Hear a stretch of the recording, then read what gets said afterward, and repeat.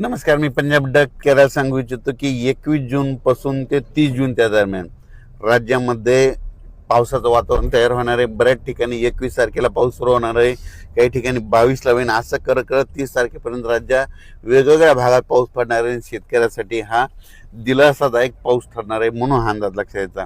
म्हणजे सांगायचं झालं तर 21 जून पासून ते 30 जूनच्या दरम्यान राज्यात चांगला पेरणीयोग्य पाऊस पडणार आहे। तो पाऊस सगळीकडे एका दिवसात सगळीकडे जाणार नाही, दररोज वेगवेगळ्या भागात जाणार आहे, म्हणून हा अंदाज सर्व शेतकऱ्यांनी लक्षात द्यायचा।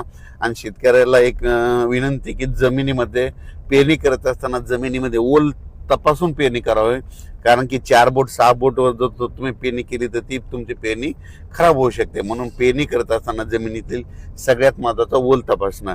आणि त्याच्यानंतर सांगू इच्छितो की पेरणीसाठी आता उशीर झाला तर उशीर झाल्यामध्ये जर कापूस लागवड करत असत तर सगळ्यात महत्त्वाचं आता अंतर कमी करावं लागतं, कारण की अंतर कमी केल्याच्या नंतर मग कापसाला उतार येतो, म्हणून हे लक्षात यायचं। म्हणजे उशीर झाला कापसाचं अंतर उशिरा जर पेरणी झाली तर अंतर जवळ करावं लागतं, आणि लवकर पेरणी असेल तर थोडं अंतर वाढवावं लागतं, म्हणून काय होतं ॲव्हरेजमध्ये चांगले येतं।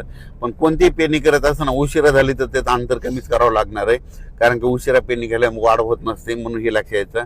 आणि होईल तिथपर्यंत लवकर येणाऱ्या जाती करा, पांढऱ्या फुलाच्या करा, लवकर येणाऱ्या करा, कारण की लवकर येणाऱ्या मध्येच काहीतरी खरं आहे ना, उशिरा येणाऱ्याचे काही खरं नाही, म्हणून होईल तिथपर्यंत लवकर येणाऱ्या जाती करा।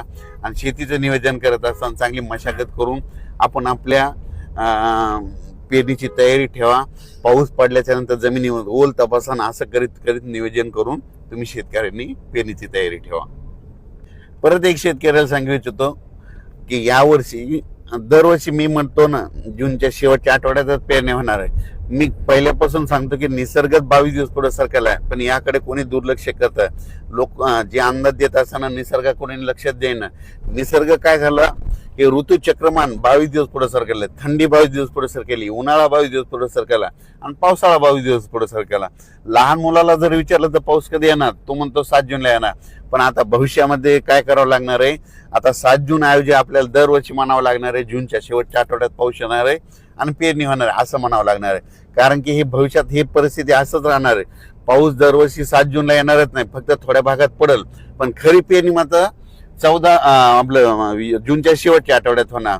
म्हणून म्हणतो आता 2027 बी धरा, 2028 आणि 2029ला तरी तुम्ही काय करा, वाटल्यास आतापासूनच लक्षात ठेवा पेरणी कधी होणार तर शेवटच्या आठवड्यातच होणार।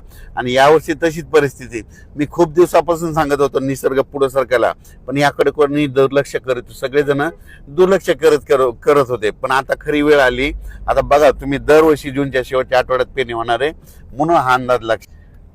एल निनो बद्दल सांगायचं झालं तर एल निनो असो या नसो, दरवर्षी आपल्या महाराष्ट्रामध्ये भारतामध्ये पाऊस येतो तर येतोच, ही गोष्ट लक्षात घ्यायची। तर तुम्ही बघायचं झालं तर बघा आता 21 तारखेपासून पुन्हा पाऊस सुरू झाला की हे सगळं बंद होतं, एल निनो बंद होतं, सगळंच बंद होतं।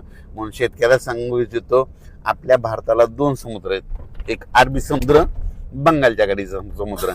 अरबी समुद्रामधून जरी पाऊस नाही आला तर शेतकऱ्यांनी एक तारीख लक्षात घ्या, 20 सप्टेंबर एक कॅलेंडरमध्ये लिहून ठेवा। 20 सप्टेंबरला एक पाऊस येणार आणि शिवाय शेतकऱ्याची ज्वारीची पेरणी करून देणार, म्हणून हे गणित लक्षात घ्यायचं। म्हणून म्हणतो एल निनो असो या नसो, दरवर्षी आपल्या महाराष्ट्रात पाऊस येणार हे निश्चित। एल निनो तुम्हाला सांगू इच्छितो 15-20 वर्षामध्ये कधीतरी एकदा उद्भवतो असतो। दरवर्षी समुद्राचं तापमान सारखं नसतं। तर तुम्हाला सांगतो हे जे एवढा 5-7 हजार किलोमीटर इतक्या दूरचा समुद्र आहे, ह्या समुद्रामध्ये तापमानामध्ये खूप तफावत